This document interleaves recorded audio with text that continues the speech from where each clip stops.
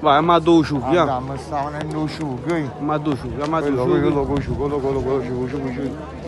Dove sei? Dove sei? Eccolo, il ciucchi. Dai, Lozano. Ciucchi papà. Ciucchi. Si porta la camminata. Ciucchi.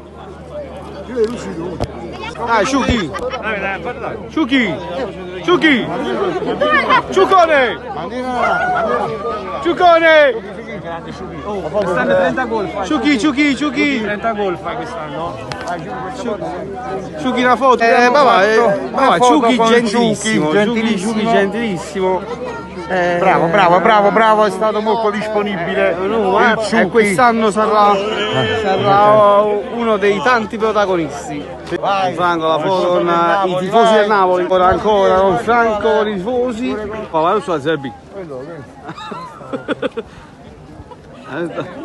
Roberto, Adesso no, no Zerbi! Dove? È curto dove?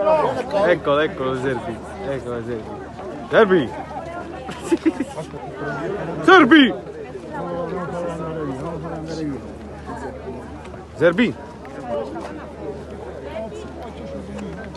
Bacia a Zerbi. Una foto, Zerbi. Così, vai. Foto, grazie. Grazie, ciao. Muovi. Abbiamo fatto anche la foto con Zerbi. Muovi la Zerbi.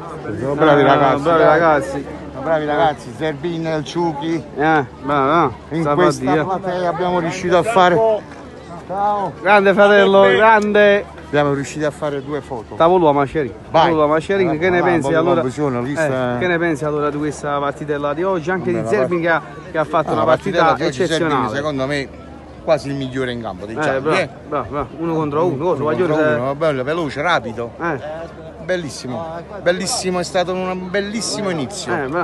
Vediamo domani, dopodomani, cercheremo sempre di fare qualcosa di meglio, qualche colpettino, vediamo sempre un po'. Kvaratskhelia, bravo. Kvaratskhelia è sempre lui, quello che ha dimostrato nei video, così da vicino.